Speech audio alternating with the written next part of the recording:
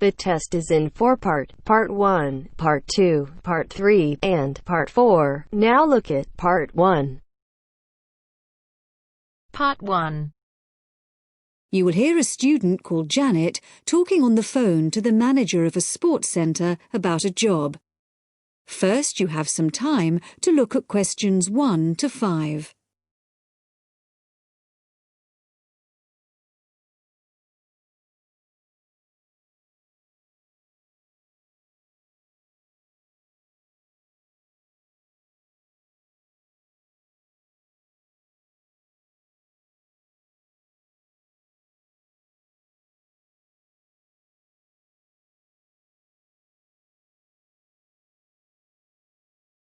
Now we shall begin. You should answer the questions as you listen, because you will not hear the recording a second time. Listen carefully and answer questions 1 to 5. Hello, White Water Sports Centre? Hello, I wanted to inquire about a job at the centre. Right, I'll just put you through to the manager. Hello, Steve Thompson speaking. Hello, my name's Janet Willis. I'm looking for a part-time job and I saw an ad saying that you have some vacancies. I was wondering what sort of people you're looking for. Well, at present, we're looking for a part-time pool attendant. I don't know if you're interested in that. Oh, yes, definitely. Okay.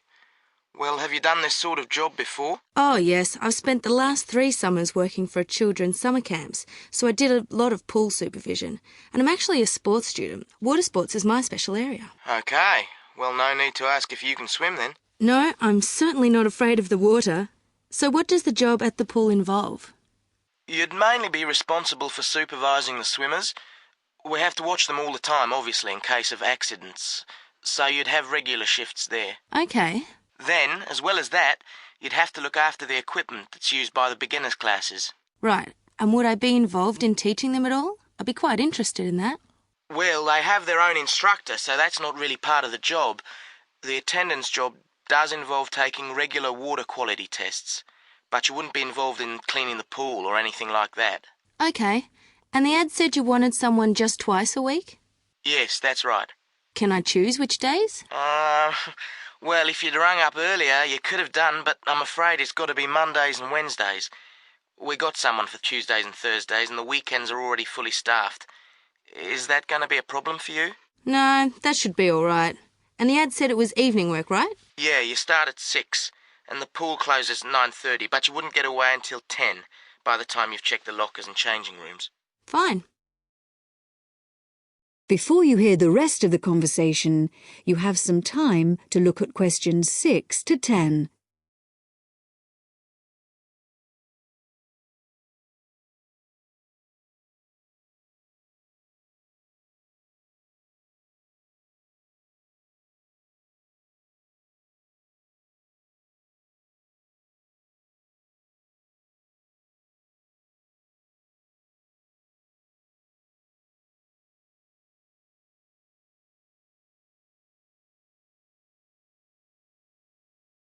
Now listen and answer questions 6 to 10. And how much do you pay? The basic hourly rate is $15, but it would go up to $19 for someone with the right qualifications. Well, I've got life-saving certificates and first aid qualifications. Oh, with that and your experience, you'd probably get the maximum rate then. Obviously, you'd have to come along for an interview if you're interested. Oh, it sounds just the job I'm looking for. Shall we fix a time for the interview now? Okay, it's Janet, isn't it? Yeah, Janet Willis. How about Friday morning, Janet? Around 11? Oh, sorry, I have lectures, but I could make the afternoon. 2 p.m? Fine. And can I just check on where you are? Is it Findon Avenue? No, it's 23 to 27 Farndon Avenue. That's Farndon. It's off Eastgate. East Gate. Fine. I'll look forward to meeting you then. Okay. So if you need to phone me before then, you can get through to me directly on 053 210.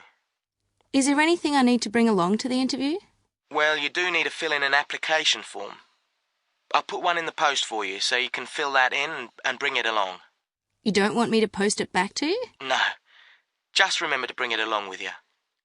What about references? Should I bring any? Nah, but do have your certificates with you when you come. We need to see those. Great. Thanks very much then. I'll see you on Friday. Bye. Bye. That is the end of part 1. You now have half a minute to check your answers.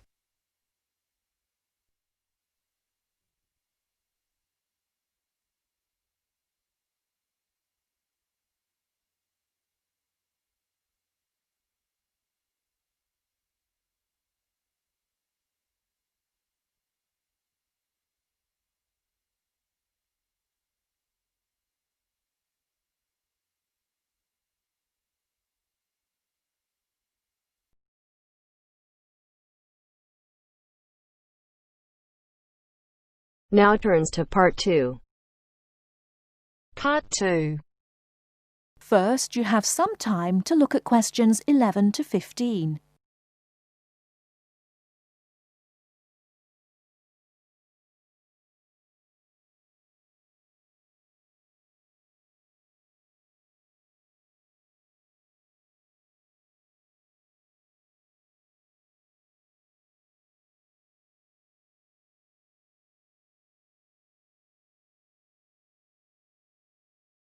Now, listen carefully and answer questions 11 to 15.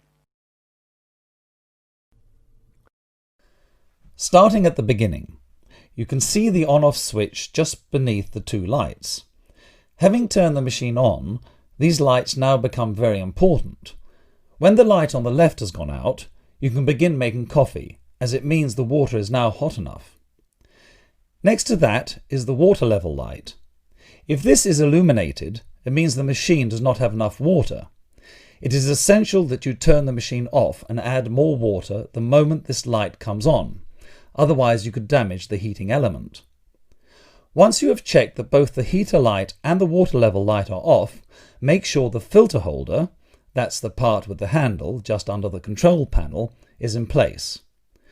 Once you have your cups ready, it is time to press the coffee delivery switch. That's the button just above the filter holder beside the boiler meter. Remember to take a quick look at the meter as it tells you the exact temperature of the water. On both the left and right hand side of the machine, on the same level as the filter holder, you can see the steam pipes used for heating milk. These steam taps need to be cleaned regularly to avoid blocking. And finally, if you do spill any coffee, don't worry. Just make sure that the drainage pipe at the bottom of the machine is leading into a sink or a suitable waste container. As with the steam taps, the drainage pipe needs regular cleaning.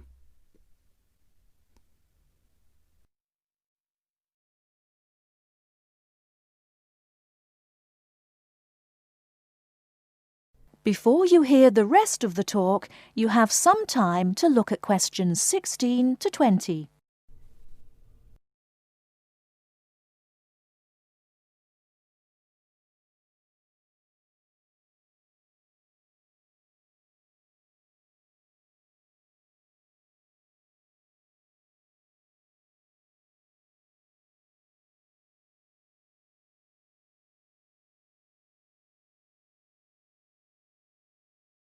Now listen and answer questions 16 to 20. First and most importantly, I'll tell you where you should go from tomorrow for your lectures and classes. The Health Sciences building is on the west side of the campus, opposite the library, beside the History department. As you are probably aware, there are 6 modules to the course, which will take a year to complete. That's 2 modules each term. In the first module of this term, you will be looking at current laws with regard to health and safety in the workplace. Don't forget that as you progress through the course, you should be building your thesis. This will need to be completed by the end of the year. Coursework will also be credited to your final grade, but the most important part of the course is the thesis.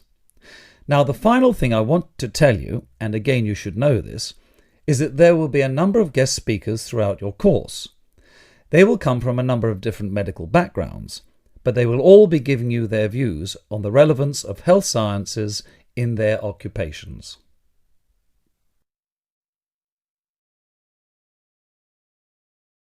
That is the end of part 2.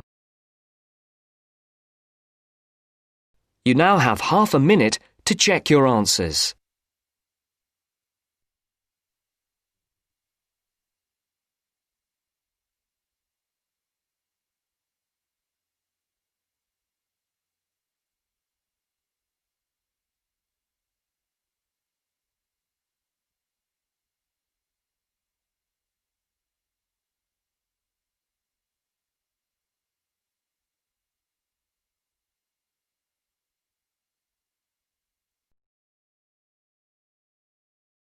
Now turns to part 3. Part 3. You'll hear two students discussing a survey they have to write as an assignment.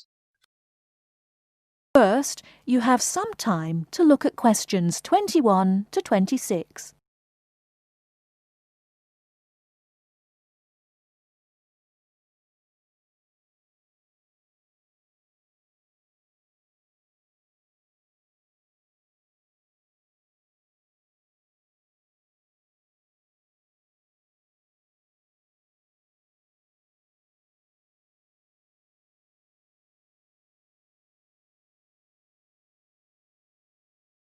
Now listen carefully and answer questions 21 to 26. How is your market research project going, George? Very well, actually, Anna. I've just got the results of the survey back, and so now I have to draw some conclusions from the information I've collected. That's good. I'm still writing my questionnaire. In fact, I'm starting to panic, as the project deadline is in 2 weeks, and I don't seem to be making any progress at all. What is your topic? Forms of transportation in the city. What about you? I've been finding out people's attitudes to the amount of violence on television. That's interesting. What do your results show? Well, as I said, I haven't finished writing my conclusions yet, but it seems most people think there is a problem. Unfortunately, there is no real agreement on the action that needs to be taken. Nearly everyone surveyed said that there was too much violence on TV. A lot of people complained that American police serials and Chinese kung fu films are particularly violent. The main objection seems to be that, although a lot of people get shot, stabbed, decapitated and so on, films never show the consequences of this violence. Although people die and get horribly injured, nobody seems to suffer or live with the injuries. Any children watching might take the heroes of these programs as role models and copy their behaviour. So, what did most people suggest should be done? A lot of people were concerned about how these films affect children. They are particularly worried that children will try to behave like the stars. The survey shows that violent programs should be broadcast after 10 p.m, when most children are already in bed. There is also a significant minority of people who feel that violent films should be banned altogether. Or how did people feel about the violence on news broadcasts? Most of the responses I have looked at have felt that violence on news broadcasts is more acceptable, as it's real. Although it's unpleasant, it is important to keep in touch with reality. Still, many people thought that it would be better to restrict violent scenes to late viewing.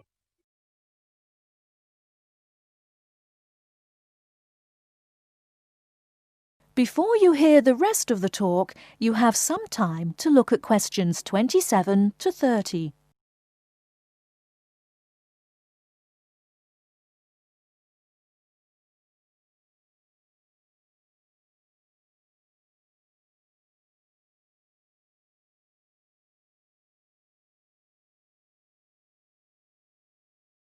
Now listen and answer questions 27 to 30. Your survey sounds very good. How many people filled it in? I gave out 120 and I got 70 back. That's a very high rate of return. Who did you give your questionnaires to? I gave a copy to every student in my hall of residence and a few to friends from other colleges. Don't you think that this will influence your results? How do you mean? The people in your hall of residence are all about the same age. They're all students and from similar backgrounds. Therefore, it is likely that they will have similar opinions. Your results represent student opinion, not public opinion. So how are you going to do your research? Well, I'm going to interview my respondents in the shopping mall. What I'll do is ask people if they have 5 minutes to spare to answer a few questions. If they agree, I will ask them some multiple-choice questions and tick off their answers on my sheet. Isn't it very difficult to ask meaningful questions using multiple choice? Yes, it is. The secret to writing a successful survey is to write simple multiple-choice questions that target the information you're looking for. There, it's better to write a lot of short, specific questions than longer general ones. So that's why it is taking you so long to write. Yeah, but I hope I'll be ready to start interviewing at the weekend. That is the end of part 3. You now have half a minute to check your answers.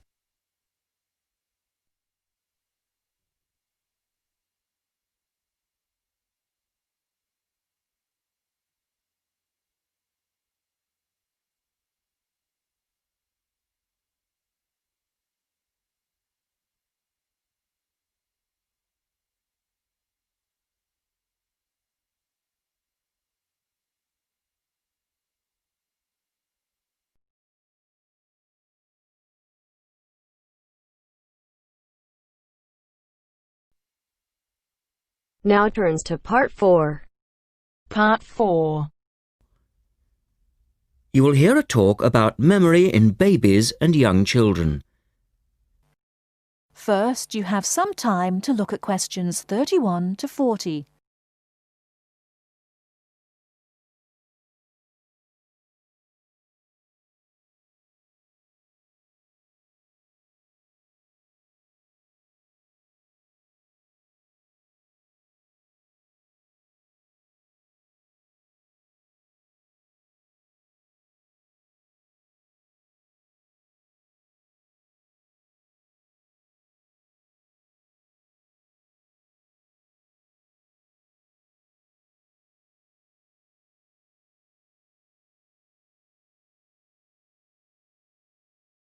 Now listen carefully and answer questions 31 to 40.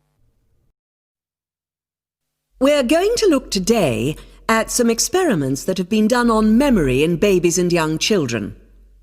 Our memories, it's true to say, work very differently, depending upon whether we are very old, very young, or somewhere in the middle. But when exactly do we start to remember things? And how much can we recall? One of the first questions that we might ask is, do babies have any kind of episodic memory? Can they remember particular events? Obviously, we can't ask them, so how do we find out? Well, one experiment that's been used has produced some interesting results. It's quite simple and involves a baby in its cot, a colourful mobile, and a piece of string. It works like this. If you suspend the mobile above the cot and connect the baby's foot to it with the string, the mobile will move every time the baby kicks. Now you can allow time for the baby to learn what happens and enjoy the activity. Then you remove the mobile for a time and reintroduce it sometime from 1 to 14 days later. If you look at this table of results, at the top 2 rows, you can see that what is observed shows that 2-month-old babies can remember the trick for up to 2 days, and 3-month-old babies for up to a fortnight.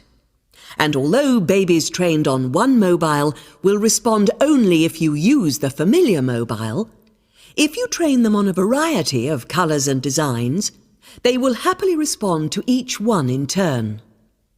Now, looking at the 3rd row on the table, you will see that when they learn to speak, babies as young as 21 months demonstrate an ability to remember events which happened several weeks earlier. And by the time they are 2, some children's memories will stretch back over 6 months, though their recall will be random, with little distinction between key events and trivial ones, and very few of these memories, if any, will survive into later life. So, we can conclude from this that even very tiny babies are capable of grasping and remembering a concept. So, how is it that young infants can suddenly remember for a considerably longer period of time? Well, one theory accounting for all of this, and this relates to the next question we might ask, is that memory develops with language. Very young children with limited vocabularies are not good at organizing their thoughts. Though they may be capable of storing memories, do they have the ability to retrieve them? One expert has suggested an analogy with books on a library shelf. With infants, he says, it's as if early books are hard to find because they were acquired before the cataloguing system was developed. But even older children forget far more quickly than adults do. In another experiment, several 6-year-olds, 9-year-olds, and adults were shown a staged incident. In other words, they all watched what they thought was a natural sequence of events. The incident went like this. A lecture, which they were listening to, was suddenly interrupted by something accidentally overturning. In this case, it was a slide projector. To add a third stage, and make the recall more demanding, this accident was then followed by an argument. In a memory test the following day, the adults and the 9-year-olds scored an average 70%, and the 6-year-olds did only slightly worse. In a retest 5 months later, the pattern was very different. The adults' memory recall hadn't changed, but the 9-year-olds had slipped to less than 60%, and the 6-year-olds could manage little better than 40% recall. In similar experiments with numbers, digit span is shown to vary. That is the end of part 4. You now have half a minute to check your answers.